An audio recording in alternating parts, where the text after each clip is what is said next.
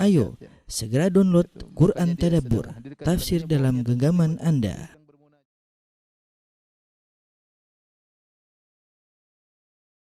Bismillahirrahmanirrahim. Assalamualaikum warahmatullahi wabarakatuh. Alhamdulillahi ala ihsani wa syukru lahu ala taufiqihi wa amtinani wa asyhadu an la ilaha illallah wahdahu la syarika lahu ta'ziman li sya'ni wa asyhadu anna Muhammadan abduhu wa rasuluhu da'ila ridwani. Allahumma shalli alaihi wa ala alihi wa ashabihi wa ikhwani. Para jamaah Majelis Ta'lim Qalbun Salim yang dirahmati oleh Allah Subhanahu wa taala, kita melanjutkan pembahasan kita dari pembahasan kitab Bekal Salat dan kita masuk pada bab yang ke-9 tentang imam, makmum dan saf. Dan pada kesempatan ini kita akan bahas tentang masalah berjamaah imam dan makmum. Insyaallah masalah saf kita tunda pada pertemuan berikutnya ya. Pertama yang akan kita bahas adalah tentang salat berjamaah ya. Salat berjamaah. Sebagaimana kita ketahui ya, keutamaan salat berjamaah sangatlah banyak ya. Ya. Keutamaan salat berjamaah. Keutamaan salat berjamaah. Di antaranya semuanya sudah saya jelaskan di dalam kitab Bekal Salat secara detail, tetapi saya ingin menyampaikan secara global pada kesempatan kali ini secara global ya. Di antara keutamaan salat berjamaah yaitu pahala dilipat gandakan. Pahala dilipat gandakan. Menjadi 27 kali lipat. Dalam sebagian riwayat 25, dalam sebagian riwayat 27. Dan ini sesuatu hal yang harusnya motivasi kita untuk semangat salat berjamaah. Saya sekedar memberikan hitungan-hitungan agar kita semangat ya. Misalnya beda antara perbandingan antara yang salat di rumah dengan salat di masjid. Coba kalau kita bandingkan selama setahun ya. Setahun. Kalau salat di rumah ya, berarti kalau dia selama setahun pahala yang dia dapatkan berapa rakaat satu hari? Satu hari sama dengan 17 rakaat. Kalau 365 hari, coba saya kasih kalkulator dulu ya. Ini biar kita semangat, jangan malas salat berjamaah di masjid. Jangan malas salat berjamaah, jangan malas salat berjamaah di masjid. 17 kali 365 sama dengan 6.205 rakaat. Ya. 6.205 rakaat. Sekarang kalau di masjid ya, satu hari sama dengan 17 kali 27. Coba satu hari saja berapa? Nilainya berapa rakaat? 17 kali 27, 459 rakaat. 459 rakaat pahalanya. Kalau setahun 365 hari tentu banyak sekali ya. Kali 365 sama dengan 167.500. 167.535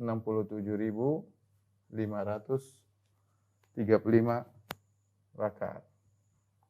Nah, Bapak-bapak sekalian perhatikan ya. Betapa jauh jarak antara 6.000 dengan 167.000. Enggak ada bandingannya.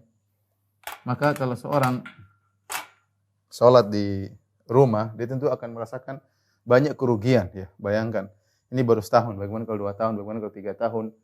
Dan dia akan melihat hasilnya nanti di akhirat ya. Ini akan nampak hasilnya di akhirat.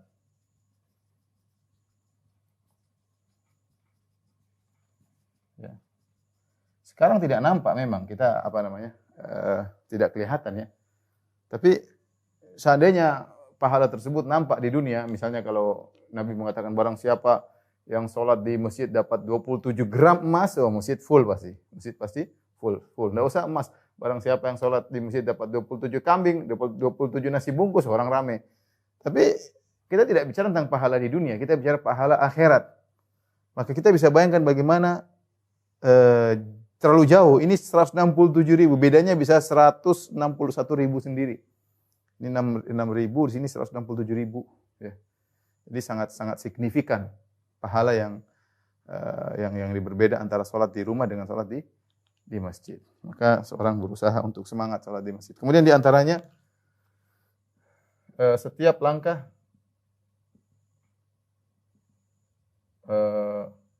mengangkat derajat. Yang satunya lagi, langkah yang lain,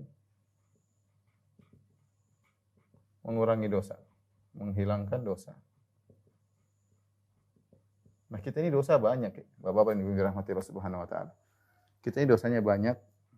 Tiap hari kita berdosa, lisan, pandangan, pendengaran, komentar, banyak sekali. Dan ini berlaku jarak pulang balik. Perhatikan ini, jarak pulang pergi. Ya. Sampai sebagian salaf, mereka sengaja jalannya, langkahnya pendek-pendek. Tidak mau langkah panjang-panjang, karena kalau langkahnya pendek semakin banyak jumlah langkah. Karena setiap langkah angkat derajat, semakin langkah mengurangi dosa. Semangat ke masjid. Makanya banyak dalil menunjukkan diutamakan untuk jalan kaki untuk sholat berjamaah. Ya, banyak dalil menunjukkan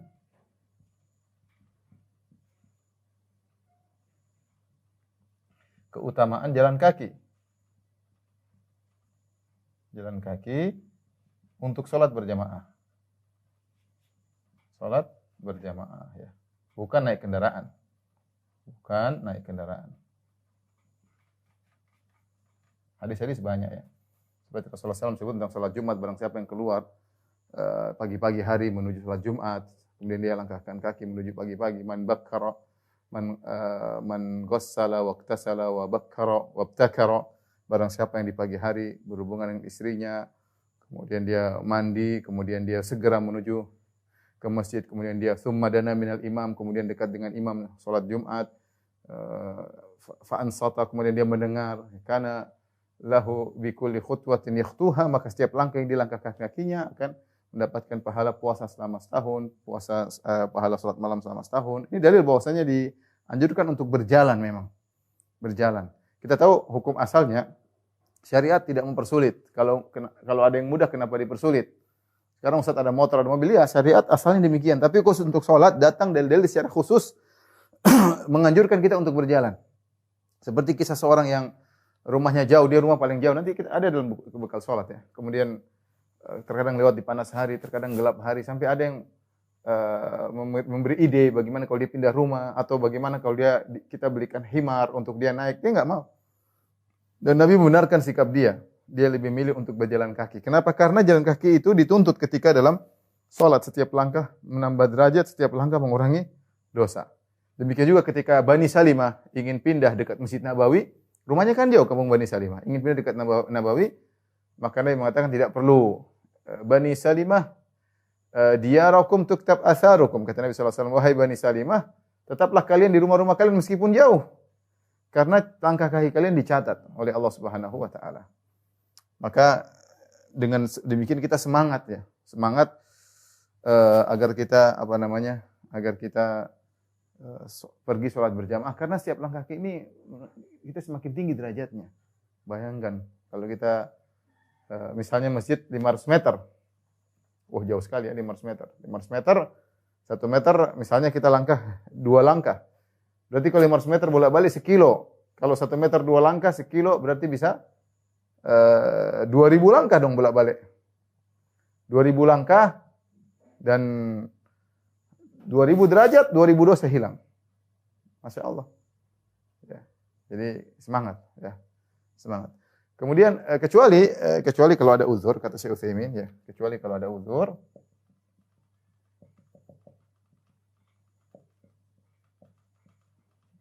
Maka naik kendaraan tidak apa-apa. Naik kendaraan tidak apa-apa.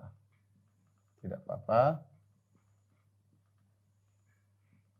Dan pahala, maka pahala berdasarkan dosa, berdasarkan roda, maka pahala berdasarkan putaran roda. Kata Syekh Utsaimin rahimahullah taala. Ya, sebagai pengganti kaki. Ini sekedar anu aja, karena hukum asalnya dia beruzur, hukum asalnya dia biasa jalan kaki, tapi ada uzur hujan misalnya. Hujan atau dia tidak mampu lagi berjalan, misalnya dia sudah enggak kuat, harus di kursi roda misalnya atau harus naik kendaraan, maka insya Allah dia roda ini mengganti posisi kaki. Roda menggantikan posisi kaki. Wallahu a'lam bishawab ya. Kemudian di antara keutamaan salat berjamaah yaitu adalah lebih mudah diterima salatnya. Ya. Kenapa? Karena keberkahan jamaah. Berjamaah. Ya, berjamaah ada keberkahan. Lebih mudah diterima, rame-rame, dan insya Allah lebih khusyuk. Ya, lebih khusyuk. Apalagi kita mendengar lantunan imam. Dan orang kalau berjamaah, insya Allah lebih khusyuk karena syaitan mengganggu yang al-ghanamul qasiyah. Dalam hadis sebutkan hendaknya kalian berjamaah karena namanya zi'ib, namanya serigala itu menangkap kambing-kambing yang terpisah dari rombongan. Demikian juga setan mengganggu seorang yang terpisah dari jamaah ya. Insyaallah lebih khusyuk. Ya. Karena setan lebih sulit untuk menggoda, ada keberkahan berjamaah. Kemudian di antaranya juga semakin banyak jumlah jamaah, semakin besar pahala. Ini di luar 27 kali lipat. Ini pahala lain lagi maksud saya. Makanya disebutkan dalam hadis, disebutkan dalam buku bekal salat, salatu rajulaini azka min salatil fadh. Salat dua orang lebih mulia daripada salat satu, salat salasa, 3 orang lebih mulia daripada yang 2, yang keempat lebih banyak. Makanya dikatakan bahwasanya pahala paling besar adalah di Masjid Haram. Pahala paling besar salat di Masjid Haram.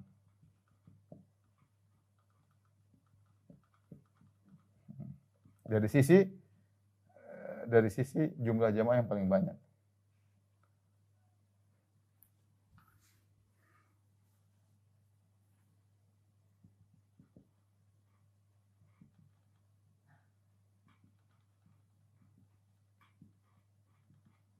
Selain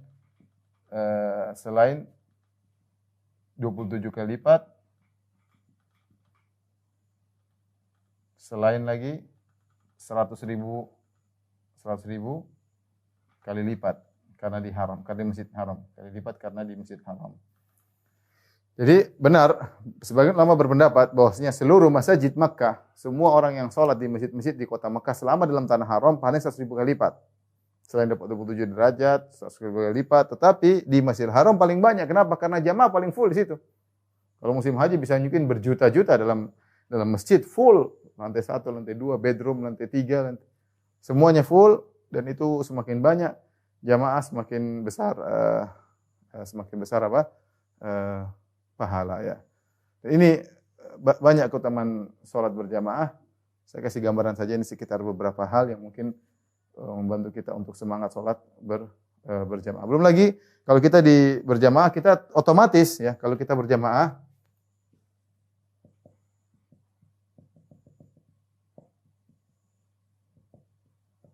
otomatis semangat sholat rawatib, baca Quran, doa ya, dan lain-lainnya. Semangat ya, karena sholat rawatib kondisi kalau dia datang lebih cepat, kita pas sholat rawatib dulu. Kemudian kalau mungkin imam belum datang, baca Quran dulu, kita berdoa. Jadi banyak yang bisa kita lakukan. Beda kalau sholat di rumah, ya kita sholat mungkin cuma yang fardu doang, yang sholat fardu saja, adapun sholat qobliyah dan ba'diyah mungkin kita tinggalkan. Makanya seorang mengkondisikan dirinya untuk semangat sholat berjamaah. Taib, kemudian pembahasan berikutnya hukum salat berjamaah.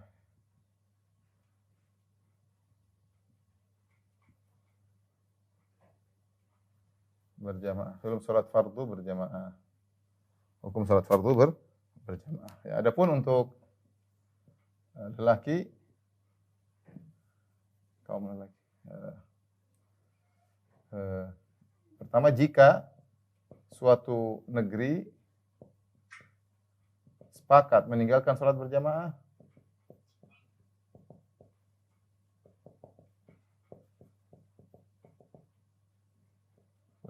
maka diperangi, diperangi. Kenapa diperangi? Karena sepakat meninggal syiar Islam, karena sepakat meninggalkan syiar Islam.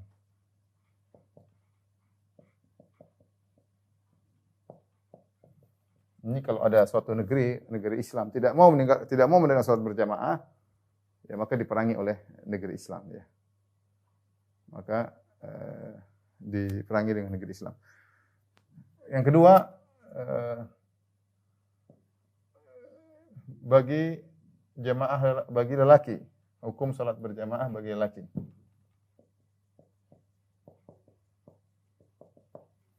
Adapun bagi lelaki maka ada khilaf di kalangan para ulama, ada khilaf, ya.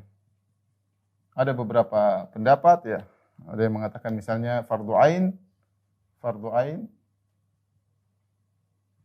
Ada yang mengatakan fardu kifayah. Ada yang mengatakan sunnah muakkadah. Intinya wallahu a'lam bishawab, ya, saya lebih cenderung kepada hukumnya adalah fardu ain, ya. Kalau tidak ada halangan, maka fardu ain. Adapun dalilnya banyak, di antaranya Nabi SAW pernah didatangi oleh seorang yang buta. Dia mengatakan, ya Rasulullah, sungguhnya jarak antara rumah dengan masjid jauh dan tidak ada yang menuntunku menuju masjid, ya. Hal li min udhrin, ya, aku saya punya udzur kalau saya meninggalkan salat berjamaah. Maka Nabi mengatakan, hal tasma'un nida, kau dengar adzan? Kata dia, saya dengar. Kata Rasulullah SAW, idzan fa'ajib, kalau gitu penuhi panggilan adzan tersebut. Nah, kalau orang buta saja, kalau dia masih mampu untuk pergi ke masjid, maka wajib. Kalau tidak mampu, lain cerita. Misalnya jalan terlalu banyak bahaya, mungkin terlalu melewati mobil-mobil yang bisa nabrak dia, maka itu lain cerita. Tapi kalau tidak ada halangan, maka hendaknya dia pergi hendaknya dia pergi salat berjamaah. Bahkan dalam Syekh Abdul Razak pernah cerita di Saudi, ada orang yang dia buta, dia pasang tali menuju rumahnya, ya. Atau dia pasang sesuatu lah, intinya untuk agar dia tidak ada yang perlu menuntun, dia bisa pergi ke masjid. Ya, mungkin dari wilayah tertentu sampai wilayah tertentu dia ada tali sehingga dia bisa nuntun dia, ya. Yang penting dia ingin ke masjid. Nah, kalau orang buta saja ada yang semangat pergi ke masjid, maka kita harusnya semangat. Kemudian juga di antaranya sabda Nabi SAW, man sami'a nida la salata faman sami'a nida falam yujibhu fala salata lahu. Kata Nabi, barang siapa yang mendengar azan dikumandangkan, kemudian dia tidak penuhi panggilan azan tersebut, maka tidak ada salat baginya. Ini dijadikan dalil bahwasanya salat berjamaah hukumnya wajib, ya. Demikian juga seperti hadis Ibnu Mas'ud, dia mengatakan di zaman kami tidak ada yang meninggalkan salat berjamaah kecuali orang munafik, maklumun nifaq, yang ketahuan kemunafikannya, atau orang yang sakit, ya. Intinya ada khilaf memang, sebenarnya mengatakan dia bukan fardu ain, fardu kifayah kalau sebagian sudah memenuhi enggak ada masalah. Kemudian kalau ditinggalkan semua yang tidak boleh, tapi kalau sebagian sudah menjalankan enggak ada masalah. Dia mengatakan sunnah muakkadah. Tapi saya katakan, saya lebih condong bahwasanya hukum adalah fardu ain. Maka kita laki-laki jangan tinggalkan salat berjamaah kecuali ada uzur, ya, uzur yang bolehkan kita meninggalkan salat berjamaah, misalnya sakit atau takut dengan suatu sakit, takut barang hilang misalnya. Ini uzur-uzur yang disebut oleh fuqaha, hujan misalnya, pecek dan yang lainnya, hal-hal yang disebutkan uzur untuk berjamaah, maka tidak mengapa kita meninggalkan salat berjamaah. Tapi hukum asalnya kita berusaha, karena kalau kita enggak salat berjamaah banyak kerugian yang kita tinggalkan. Banyak kerugian yang kita tinggalkan, ya. Wallahu a'lam bishawab. Adapun bagi wanita,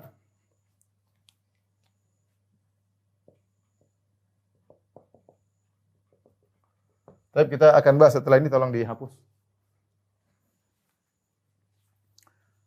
Baik, masih salat berjamaah.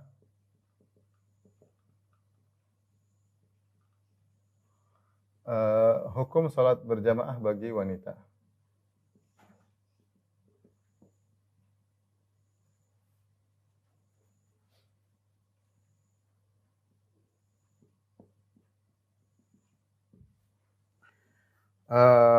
Hukumnya adalah dianjurkan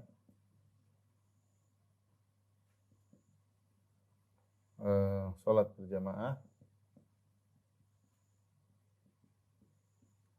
berjamaah di rumah masing-masing. Ya, sebagaimana dalam hadis bahwa Ummu Salamah menjadi imam. Kalau tidak salah Aisyah juga menjadi imam. Ya. Kemudian juga diantaranya ada hadis tentang Ummu Waraqah, Nabi SAW menyuruh di rumahnya dikerjakan salat berjamaah di rumahnya, dan ada muadzin laki-laki mengumandangkan azan kemudian dia salat. Jadi dianjurkan salat berjamaah di rumah masing-masing. Ya, ini lebih baik. Jadi kalau ibu-ibu misalnya ada misalnya anak perempuan atau ada pembantu, kalau bisa salat berjamaah di rumah lebih bagus ya. Salat berjamaah di rumah lebih baik. Kenapa? Karena Nabi SAW bersabda, wa buyutuhunna khairun lahun. Ya, kata Nabi SAW, rumah mereka lebih baik bagi mereka. Lebih baik bagi mereka. Tidak usah keluar rumah ya. Dan terlalu banyak dalil umum, dalil menunjukkan asalnya wanita lebih baik di rumah. Terlalu banyak dalil yang menunjukkan wanita lebih baik di rumah. Baik di rumah. Seperti firman Allah, qarna fi buyutikunna, tetaplah di rumah kalian. Kemudian juga salat lebih baik di rumah, bahkan salat semakin tempat yang semakin tidak terlihat semakin baik ya. Dan yang lainnya ya. Masalah berikutnya, namun boleh salat di masjid. Boleh wanita salat di masjid. Salat berjamaah di masjid.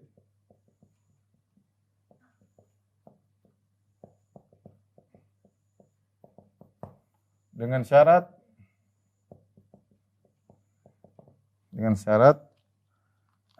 yang pertama ya, harus minta izin suami.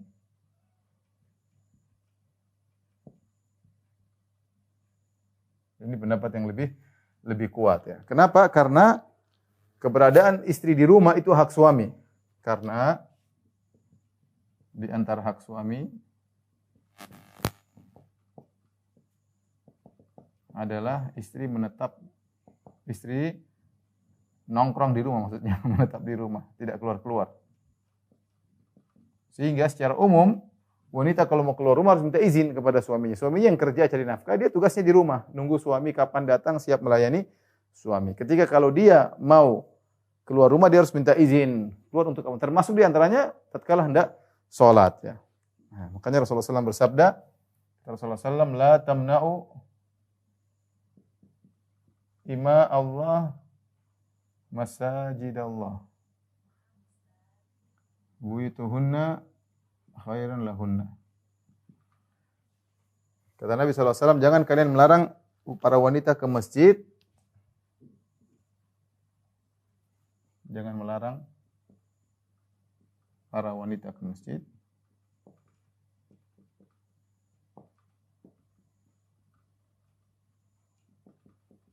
Tapi rumah mereka lebih baik bagi mereka.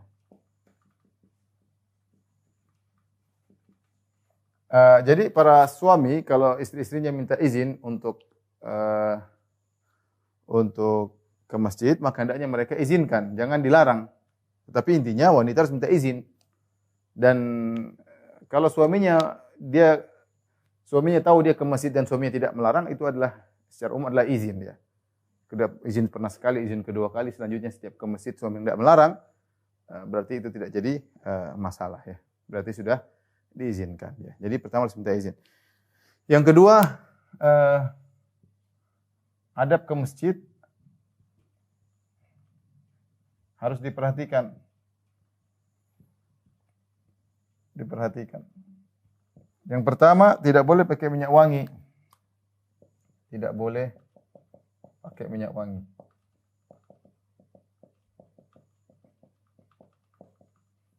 Nabi mengatakan hunna tafilat, maka hendaknya mereka ketika keluar rumah harus tidak pakai minyak wangi karena khawatir melewati rombongan lelaki. Akhirnya kita tahu Rasulullah melarang ya.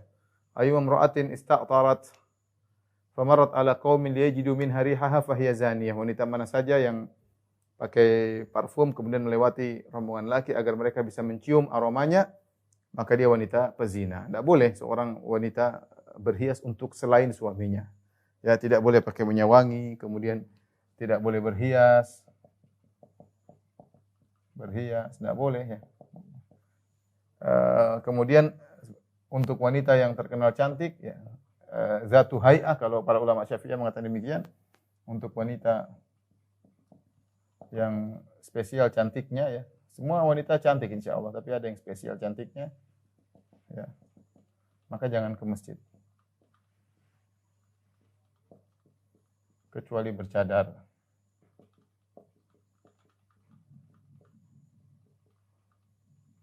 Karena dia akan terlihat oleh para lelaki ya. Sehingga akhirnya para lelaki jamaah lelaki kurang konsen untuk beribadah karena ada wanita cantik ini ya. Maka ini harus diperhatikan. Kita datang ke masjid bukan untuk menggoda para lelaki, untuk beribadah kepada Allah. Maka adab-adab harus dijaga, adab-adab harus dijaga. Kalau dahulu para sahabiat mereka ikut ke masjid dan banyak dalil bahwasanya para sahabiat mereka ke masjid, seperti bahwasanya para wanita salat subuh bersama Nabi sallallahu alaihi wasallam. Demikian juga para ibu-ibu salat Isya bersama Nabi sallallahu alaihi wasallam. Juga hadis Rasulullah SAW pernah salat ingin panjangan salat, tahu-tahu fasami'tu buka as-sabi. Tiba-tiba Nabi mendengar tangisan anak-anak, maka Nabi pun mempersegera salatnya karena rahmatan bi ummihi, kasihan sama ibunya, anaknya lagi nangis. Jadi intinya para wanita boleh ke masjid. Cuma adab-adab dijaga. Adab-adab dijaga ketika pergi ke masjid. Jangan sampai menimbulkan fitnah ya. Apalagi wanita yang cantik hendaknya pakai cadar, jangan sampai wajah yang cantik tersebut hanya menambah dosa baginya jika dia berhias dan dia tampakkan kepada para laki-laki, membuat para laki tergiur dengan kecantikan wajahnya, mengganggu kekhusyuan orang yang salat. Tetapi di rumah lebih baik ya, perhatikan ya. Saya ingatkan, di rumah tetap lebih baik. Bahkan ulama mengatakan ya, wanita di rumah pun dapat 27 derajat. Tidak harus ke masjid. Tapi terkadang sebagian orang ingin ke masjid, mungkin ingin sholat tarawih, ingin mendengarkan lantunan imam, dia lebih khusyuk, tidak apa-apa, tidak jadi masalah. Yang penting jaga adab. Dan kalau dia ke masjid, maka berlaku apa yang berlaku bagi para lelaki. Tentang langkah kaki, dosa-dosa semua diampuni. Berlaku semuanya. Sebagaimana hukum asal laki-laki sama perempuan sama. Tapi bagaimanapun, di rumah lebih baik. Ya. Seandainya dia pergi ke masjid, pahalanya sekian, dosanya dihapuskan sekian, derajatnya diangkat. Dia di rumah lebih baik daripada itu semua. Kenapa yang bilang demikian? Nabi SAW. Saya pernah mengatakan seorang wanita yang tinggal di kota Madinah, dia sholat di rumah lebih baik daripada sholat di Masjid Nabawi. Seorang wanita yang tinggal di kota Madinah, di situ ada Masjid Nabawi. Dia sholat di rumah, niatkan karena Allah, karena ingin melakukan kegiatan di rumah, melayani suami, mengurusi anak-anak, dia sholat di rumah lebih afdal daripada kalau dia sholat di Masjid Nabawi. Apalagi kalau cuma di Tangerang, cuma di BSD, cuma di Jakarta. Ya. Di Madinah saja, dia sholat di rumah lebih afdal daripada sholat di Masjid Nabawi. Ya. Karena konteks-konteks hadis ini Nabi berbicara ketika Nabi SAW sedang di Madinah. Dia mengatakan, la tamna'u ima Allah masajidallah wa buyutuhunna khairun lahun. Jangan kalian melarang wanita ke masjid, tapi rumah mereka lebih baik bagi mereka kalau mereka sholat di rumah. Ya. Bahasan berikutnya, jumlah minimal jamaah.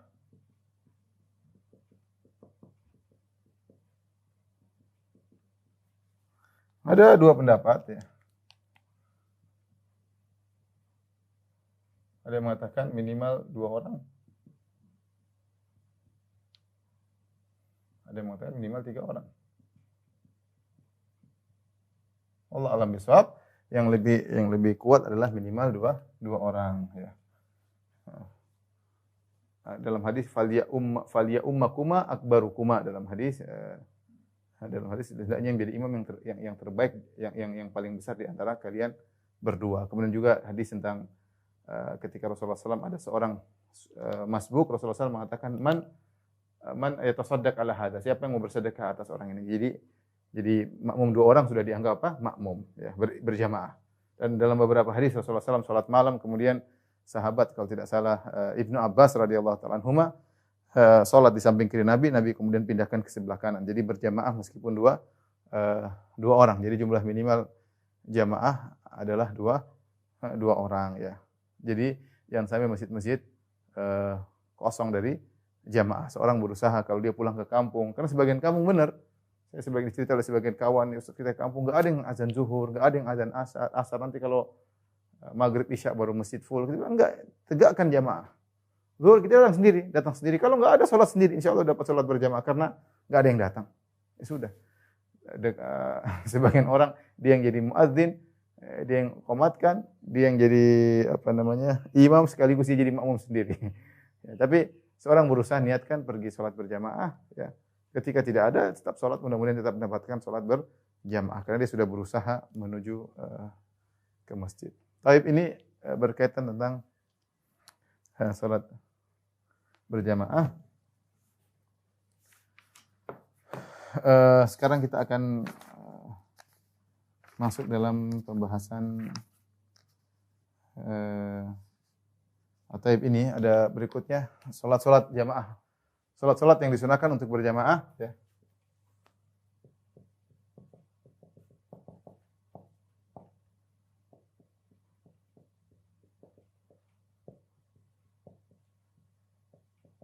Ya. Secara umum salat berjamaah rata-rata dianjurkan. Secara umum dianjurkan untuk berjamaah. Contoh salat fardu, kemudian misalnya salat istisqa, kemudian sholat gerhana. Sholat itu juga boleh, tapi dianjurkan, ya. Sholat istisqa, sholat gerhana, sholat Id.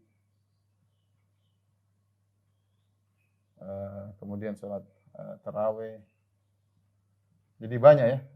Kemudian misalnya di antara sholat fardu juga misalnya sholat khauf. Sholat dalam kondisi perang misalnya. Adapun salat sunnah yang lain, ya, salat sunnah yang lain seperti misalnya salat malam. Salat malam apakah boleh berjamaah? Jawabannya pendapat yang kuat adalah boleh, namun tidak boleh dirutinkan. Boleh sesekali dan tidak dirutinkan. Tidak dirutinkan.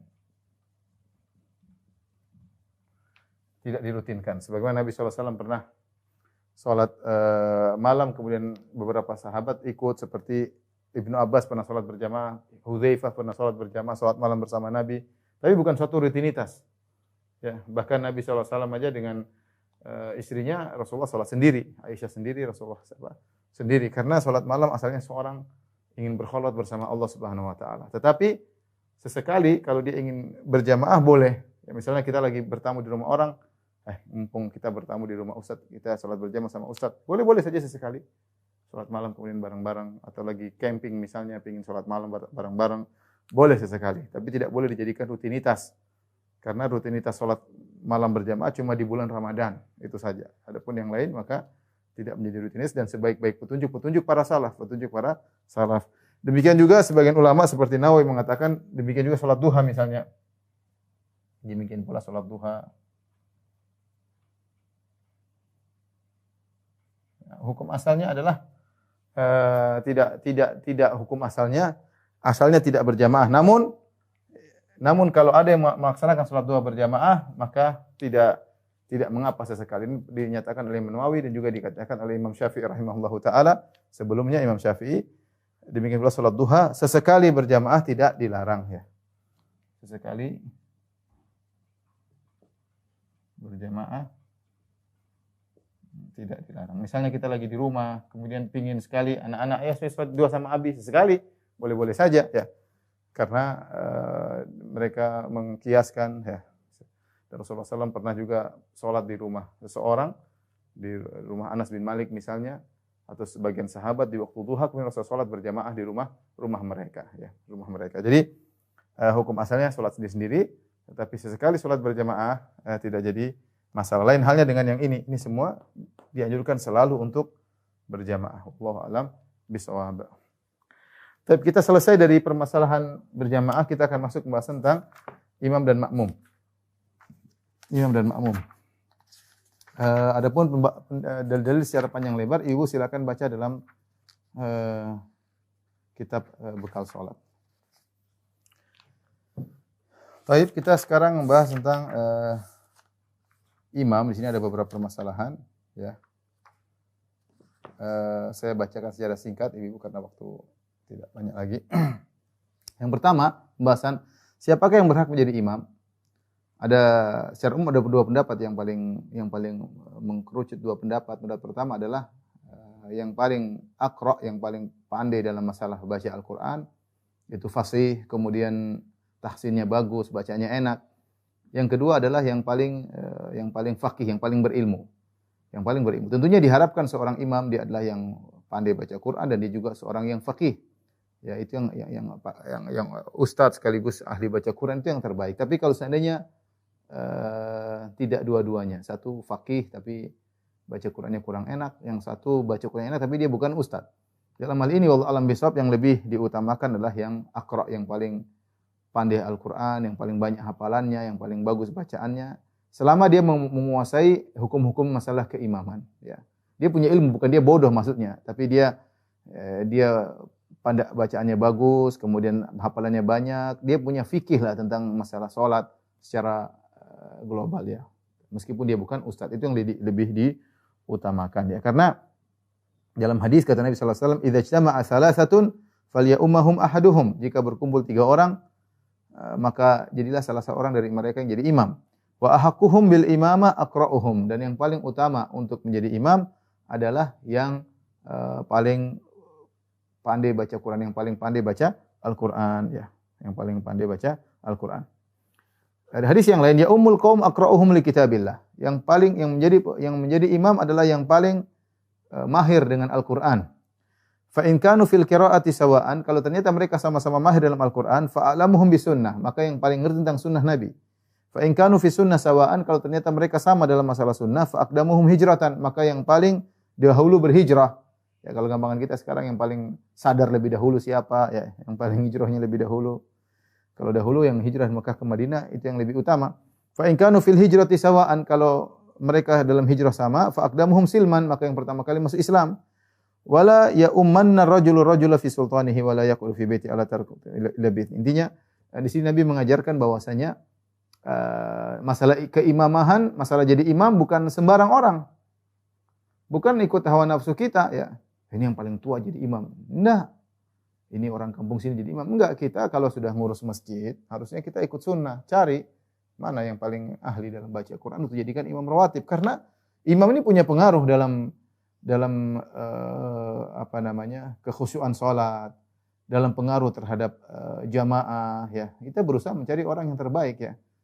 Kalau ada ustadz sekaligus suaranya bagus, enak untuk didengar, maka itu yang terbaik. Kalau tidak ada, maka karena ini berkaitan dengan keenakan bacaan untuk didengar, ya, demi kekhusyuan salat, maka yang terbaik adalah yang paling bagus bacaannya, ya.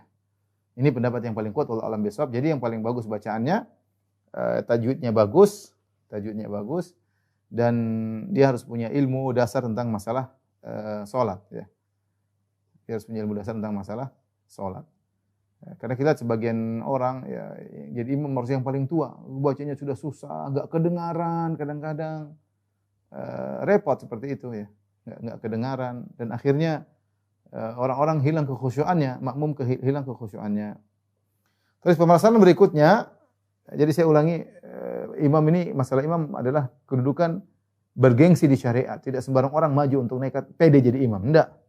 Antum kalau jadi takmir, antum harus milih. Jadi imam harus, bukan, karena ada sebagian orang punya hasrat menjadi imam, punya syahwat untuk jadi imam. Karena Ketika dia jadi imam, orang hormat, oh imam masjid. Enggak bisa, kita harus milih. Harus milih orang yang dia sholat karena dia akan menenteramkan para jamaah. Kalau bacaannya tajwidnya bagus, suaranya indah, enak orang di belakang sholat betah. Kalau bacaannya mengenaskan misalnya, menggelisahkan, orang di belakang gelisah mendengar bacaannya, tajwidnya salah-salah, hafalannya lupa-lupa. Ini jangan jadi imam, mundur ya.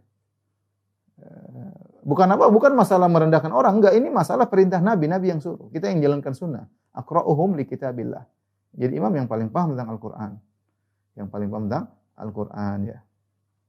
Tapi permasalahan berikutnya, bagaimana hukum salat berjamaah dipimpin oleh anak kecil? Ada khilaf juga di kalangan para ulama, sebenarnya mengatakan tidak boleh anak kecil jadi imam, ada yang mengatakan boleh dalam salat sunnah, dalam salat fardu tidak boleh. Namun yang benar, ini pendapat mazhab Syafi'i, anak kecil boleh menjadi imam meskipun belum balik dalam salat fardu maupun salat sunnah. Dalilnya adalah kisah Amr bin Salamah radhiyallahu anhu. Beliau berkata, Nabi sallallahu alaihi wasallam bersabda kepada dia dan keluarganya, "Fa idza hadaratis salatu falyu'adzin ahadukum." Jika telah tiba waktu salat, maka hendaknya salah seorang dari kalian mengumandangkan azan. Wal ya'ummakum aktsarukum Qur'anan, dan hendaknya yang jadi imam adalah yang paling banyak hafalannya. Fa nadharu falam yakun ahadun aktsara Qur'anan minni, maka mereka ngecek anggota keluarga atau orang kampung yang ngecek siapa di sini yang paling banyak Qur'annya, ternyata yang paling banyak hafalannya adalah aku. Lima kuntu atalaqqa minar rukban, karena aku sering ketemu dengan orang-orang yang datang bersafar, aku dengar Al-Qur'an dari mereka sehingga aku banyak hafal Qur'an. Subhanallah, bagaimana para sahabat, mereka mendengar, ada orang datang, ada dengar ayat-ayat baru dari Rasulullah, mereka hafalkan. Faqaddamuni baina aidihim, akhirnya aku dijadikan imam daripada yang lainnya. Wa ana ibnu sittin aw sab'i sinin, dan aku ketika itu umurnya 6 atau 7 tahun ya. 6 atau 7 tahun. Maka dia jadi imam, bahkan dia ngimami para ibu-ibu juga di belakang, sampai disebutkan Amr bin Salam ini sarungnya pendek, kalau dia ruku kadang-kadang kelihatan sesuatu dari belakangnya, dari bokongnya, maka para ibu-ibu mengatakan tolong tutup itu aurat imam kalian ya. Tapi akhirnya dia diberikan sarung, maka dia sangat bahagia karena diberikan sarung sehingga dia bisa sholat dengan sempurna dan menutup auratnya dengan sempurna ya. Dan ini dalil bahwasanya anak kecil boleh menjadi imam dan sah ya, dan imam sah ya. Tapi saya ingatkan anak-anak, mereka punya mental tersendiri ya. Kita dalam rangka untuk mendidik mereka jadi imam, tapi ingat mereka punya mental, jangan sampai kita membanding mereka dengan sesuatu yang mereka tidak mampu di hadapan banyak orang sehingga akhirnya timbul keangkuhan, kesombongan dalam diri mereka. Waspada. Sebagian orang ingin agar anaknya bisa sukses, punya mental, tetapi ketika ada gelagat-gelagat dia sombong dan angkuh, maka jangan. Kasihan anak-anak ya. Kita sudah jadi imam, kemudian dia ternyata malah tidak kuat, dia sombong dan angkuh di hadapan teman-temannya, akhirnya rusaklah akhlaknya ya. Tapi yang paling utama adalah ya tentu yang dewasa. Tapi kalau anak ada, kita sesekali melatih mereka, itu tidak apa-apa ya. Ini kasusnya Amr bin Salamah karena tidak ada yang lebih hebat daripada dia. Kalau ada pun kita misalnya di kompleks ada yang dewasa yang lebih hebat, ya dewasa yang jadi imam. Anak-anak sesekali nggak apa latihan, tapi jangan dijadikan plot imam terus. Khawatirnya mentalnya nggak kuat. Kita aja sudah dewasa ini masih takut terkena riya, terkena ujub. Apalagi anak-anak, mungkin mereka nggak ngerti, nggak perhatian, masih tiba-tiba riya dan ujub, kita khawatir. Maka tidak apa-apa kita kasih sarana latihan, tapi jangan kemudian diangkat jadi imam besar. Imam besar kemudian yang dewasa-dewasa kita, orang-orang tua kita tidak kita majukan, ini khawatir terhadap mental anak-anak tersebut. Permasalahan berikutnya berkaitan dengan imam. Jika imam lupa bacaan surat, apakah mengganti bacaan surat atau langsung ruku? Ini berkaitan imam. Kalau dia baca surat, dia baca Al-Fatihah selesai, kemudian baca surat, tersendat, dia lupa. Apa yang harus dia lakukan? Pertama, kalau dia lupa Al-Fatihah, musibah ya. Kalau lupa Al-Fatihah ya batal solat. Lupa satu ayat dalam Al-Fatihah, kemudian dia lanjut saja, solatnya tidak sah karena solat harus dengan Al-Fatihah lengkap. Kalau ada satu ayat yang ditinggalkan dari Al-Fatihah karena lupa atau sengaja, apalagi sengaja, maka tidak sah solat tersebut. Ya. Tetapi jika selain surat Al-Fatihah kemudian dia lupa, dan kita tahu hukum baca surat adalah sunnah setelah Al-Fatihah. Dia baca surat Al-Baqarah tiba-tiba dia lupa. Maka apa yang harus dia lakukan, maka dia bisa, saya bacakan fatwa Syekh bin Baz rahimahullahu taala, wa huwa mukhayyarun, terserah dia. Kalau imam lupa di tengah jalan, terserah dia. In syaa kabbara wa anhal qiraah. Kalau dia mau dia langsung ruku. Dia baca innalladzina qalu, lupa dia. Innalladzina qalu rabbunallah summa lupa dia. Misalnya. Sudah. Dia ada beberapa pilihan. Pertama dia boleh langsung Allahu Akbar langsung ruku, sudah. Selesai ayat sudah harus lanjut. Allahu Akbar. Kalau dia mau dia ganti ayat yang lain. Ayat yang lain dari surat yang lain enggak ada masalah. Dia baca 1 ayat, 2 ayat, 3 ayat dari surat yang lain, kemudian dia ruku. Oke. Ya. Atau misalnya dia ganti surat lain, juga boleh. Dia ganti surat lain, dia baca qul huwallahu ahad, Allahu samad, lam yalid walam yulad, lahu kufuwan ahad, boleh. Ini 3 bisa dilakukan. Bisa langsung ruku, bisa baca surat yang lain, bisa dia baca ayat-ayat yang lain di surat yang lain, 2, 3 ayat, kemudian dia ruku, diperbolehkan. Ya, ini solusi bagi imam yang misalnya dia lupa dan tidak ada yang menegur, tidak ada yang bisa menyambung. Ya. Makmum di belakang juga ternyata tidak ada yang hafal surat tersebut. Maka bisa dia langsung ruku, bisa dia ganti surat yang lain, bisa dia ganti ayat, kemudian dia ruku. Adapun jika ada makmum yang tahu tentang kesalahan imam, maka dia boleh tegur ya.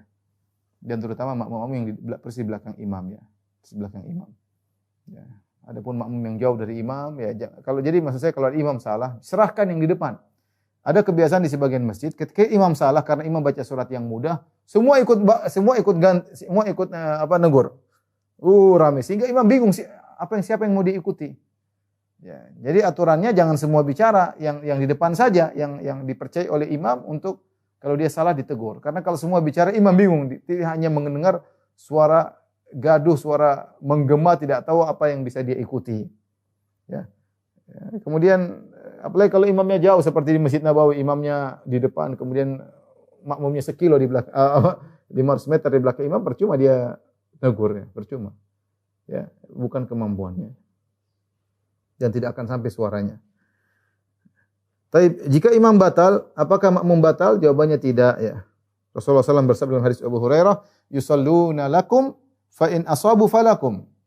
Sungguhnya para imam mereka salat untuk kalian, jika mereka benar maka untuk kalian, wa in akhtau falakum wa alaihim. Kalau mereka salah, kesalahan mereka untuk para imam, tidak untuk makmum ya.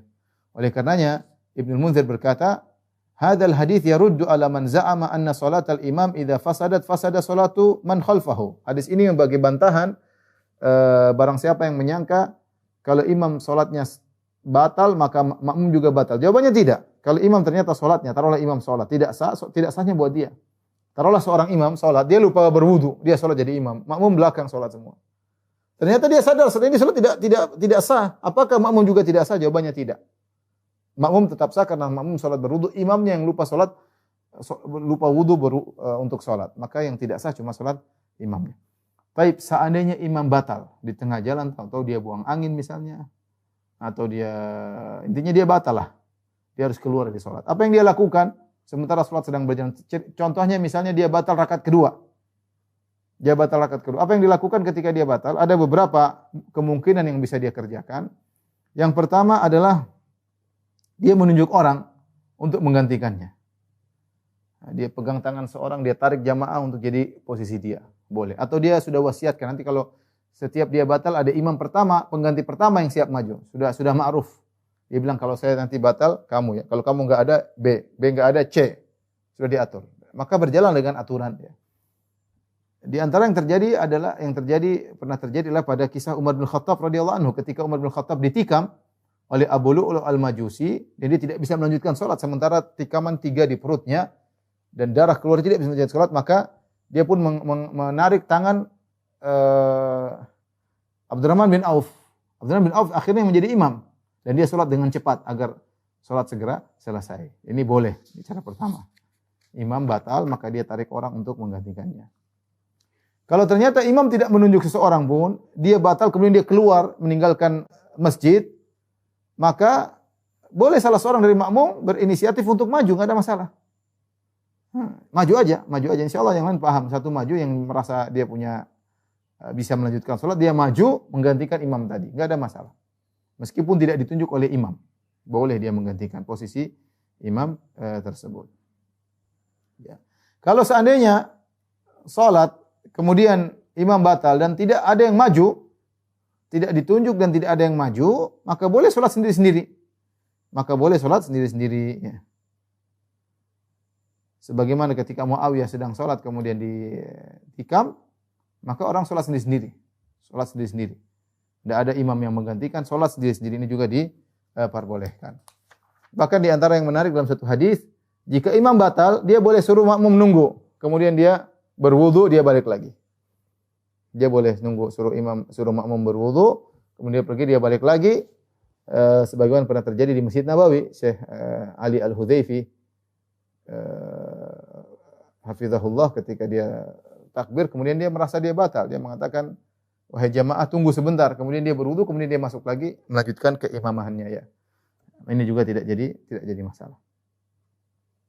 Tapi jika imam, masalah berikutnya, jika imam lupa, dia melanjutkan rakaat kelima. Salat Isya, tahu-tahu sudah selesai, dia lanjutkan rakaat kelima. Dia tidak sadar, orang bilang subhanallah, subhanallah. Dan dia merasa dia benar, dia ngeyel. Dia ngeyel tetap rakaat kelima. Nah, bagaimana sikap makmum? Sikap makmum, kalau imamnya naik ke rakaat kelima, maka dia tidak boleh naik ikut rakaat kelima. Dia bertahan rakaat keempat, tidak boleh naik. Kecuali dia juga ragu. Oh, jangan-jangan imam benar. Kalau dia ragu enggak ada urusan. Tapi kalau dia tahu bahwasanya imam naik ke rakaat kelima, maka dia harus rakaat keempat. Dia tidak boleh nekat ikut. Karena kalau dia naik ke rakaat kelima, salatnya tidak sah. Kata para ulama, kecuali dia enggak tahu hukumnya. Kecuali dia enggak tahu hukumnya kalau ikut nambah bersama imam 5 rakaat, batal salatnya. Tapi kalau dia tahu hukumnya, dia tidak boleh nambah rakaat kelima. Terus apa yang dilakukan ketika imam naik rakaat kelima, sementara dia sudah tasyahud rakaat keempat? Dia tasyahud sendiri. Ada yang mengatakan boleh salam duluan. Itu boleh. Yang terbaik dia nunggu imam sholat sendiri, rakaat kelima, turun, imam tasyahud, baru salam bareng-bareng. Itu juga diperbolehkan. Itu juga diperbolehkan. Wallahu a'lam bishawab. Tetapi jangan ikut naik rakaat kelima. Demikian juga di antara perkara yang penting diketahui oleh seorang makmum ketika imam dia beruzur, misalnya imam bacanya terlalu lama. Imam bacanya terlalu lama, kemudian dia khawatir muntah misalnya ketika di belakang imam kelamaan, kalau saya enggak kuat saya bakalan muntah nih, atau saya bakalan pingsan, atau saya bakalan mimisan. Maka dalam kondisi darurat seperti ini dia boleh memutuskan niatnya menjadi makmum, maka dia salat sendiri. Salat sendiri, lanjutkan sendiri, kemudian keluar. Seperti dilakukan oleh seorang sahabat ketika Mu'adz bin Jabal menjadi imam. Ketika Mu'adz bin Jabal menjadi imam, salat Isya, Mu'adz bin Jabal membaca surat Al-Baqarah dan kelamaan sementara orang-orang bekerja sehingga malam mereka ngantuk. Ada sebagian sahabat tidak kuat. Maka dia memisahkan diri, dia salat sendiri. Akhirnya Mu'adz marah, Mu'adz bilang itu munafik. Orang ini lapor kepada Nabi SAW. Nabi pun menegur Mu'adz. Kata Nabi, afatanun anta ya Mu'adz, kau memberi fitnah wahai Mu'adz, bikin fitnah. Kenapa salat panjang-panjang seperti itu? Dan Nabi tidak menyalahkan orang ini. Nabi tidak menyuruh dia untuk ulang. Sementara dia memisahkan diri dari Mu'adz dan dia salat sendiri. Dari situ para ulama mengambil kesimpulan jika seorang dalam kondisi darurat, seorang makmum bisa memisahkan diri dari imam. Contohnya kalau dia lama bersama imam takut ketinggalan rombongan. Seperti kalau di bandara takut ketinggalan pesawat, dia boleh sholat sendiri meskipun tadinya dia jadi makmum, dia boleh pisah sholat sendiri, atau dia takut muntah, atau dia takut pingsan, atau dia takut mimisan, maka dia boleh sholat sendiri. Atau dia dalam kondisi sangat ngantuk tidak kuat, kalau dia paksakan dia bisa jatuh, dia boleh sholat sendiri, memutuskan kemudian dia memutuskan dari niat menjadi makmum, jadi sholat munfarid, jadi sholat sendiri, kemudian dia selesaikan. Tapi di antara perkara yang jadi dibahas juga dalam buku bekal salat, bolehkah masbuk menjadi imam bagi masbuk yang lain? Bagaimana? Ini ada dua masbuk. Imam sudah selesai, mereka sama-sama bangun rakaat ke-3. Ya, imam sudah selesai. Apakah yang satu boleh jadi imam bagi masbuk yang lain? Secara hukum boleh-boleh saja, meskipun tidak dianjurkan. Hendaknya mereka sholat sendiri-sendiri. Tapi kalau ada kemudian imam sebelahnya berinisiatif menjadi makmum dan imam sebelah kiri siap menjadi imam, maka tidak dilarang. Maka tidak dilarang sebagaimana perkataan Syekh Utsaimin rahimahullahu taala. Demikian juga jika ada perselisihan antara imam dan makmum dari sisi gerakan, maka apa yang harus dilakukan? Misalnya imam kalau bangun sholat dia tidak duduk istirahat. Dari sujud langsung dia berdiri, tidak duduk istirahat. Jalsatul istirahat dia tidak lakukan. Apa yang dilakukan makmum? Yang terbaik makmum ikut karena ini berkaitan dengan keterlambatan atau dalam gerakan. Asalnya makmum sepakat dengan imam dalam gerakan-gerakan sehingga tidak nampak perselisihan. Aneh. Karena namanya makmum ikut imam. Innama ju'ilal imamu liyu'tamma bih. Hendaknya imam jadikan imam untuk diikuti. Adapun pada gerakan-gerakan yang tidak menunjukkan perselisihan, contoh seperti kalau imamnya ternyata tasyahudnya gerak jari, makmum enggak ada masalah. Ya, contohnya misalnya imamnya ternyata rakaat kedua salat subuh duduknya duduk tawarruk, makmumnya duduk iftirash, tidak jadi masalah. Itu tidak menunjukkan perselisihan. Tidak ada perselisihan yang zahir, tidak ada perselisihan yang zahir. Lain halnya kalau imamnya sudah ruku dia masih belum ruku. Ya ini yang nampak sekali. Ini kok makmum kok ngeyel. Imam sudah ruku dia masih enggak ruku-ruku. Imam sudah sami Allahu liman dia baru mau ruku. Ini namanya orang lihat dia bukan makmum kalau gitu. Makmum kan mengikuti. Yang berarti salat sendiri dong. Maka yang dimaksud dengan innama ju'ilal imamu liyu'tamma bih, imam diikuti pada perkara-perkara yang zahir, menunjukkan Anda sebagai makmum, di depan Anda sebagai imam. Ya. Maka jangan terlambat, jangan mendahului, jangan terlambat. Kalau dia bertakbir maka bertakbirlah, kalau dia salam maka salamlah. Jangan terlambat ya. Adapun gerakan-gerakan yang tidak ada kaitan dengan keterlambatan yang atau tidak zahir, maka tidak jadi masalah, tidak harus sama ya. Nah, dari situ para ulama bahas tentang masalah bagaimana kalau imam kita kunut sementara kita tidak meyakini sunnahnya kunut di waktu subuh. Maka fatwanya para ulama seperti Imam Ahmad, Imam Syekh Utsaimin, Ibnu Taimiyah rahimahullah taala bahwasanya kalau orang jadi makmum hendaknya ikut kunut bersama imam karena kunut nampak yang zahir, suatu perkara yang zahir dan ini masalah khilafiyah. Kalau makmumnya tidak kunut seakan-akan dia menyelisih imam, nampak sekali ini makmum tidak ikut imam. Tidak menyelisih imam ya. Maka pada perkara-perkara yang zahir, maka kita berusaha menyesuaikan diri dengan imam karena membuktikan kita sebagai makmum. Sampai di sini saja kajian kita. Kurang lebihnya saya mohon maaf kepada para jamaah Majelis Salim, Qalbun Salim. Insyaallah kita bersua lagi di kesempatan yang lain. Semoga pertemuan kita diberkahi oleh Allah Subhanahu wa taala, menambah derajat kita di sisi Allah, mengurangi dosa-dosa kita dan semoga kita semua diampuni dan dimasukkan dalam surga Allah Subhanahu wa taala. Amin ya rabbal alamin.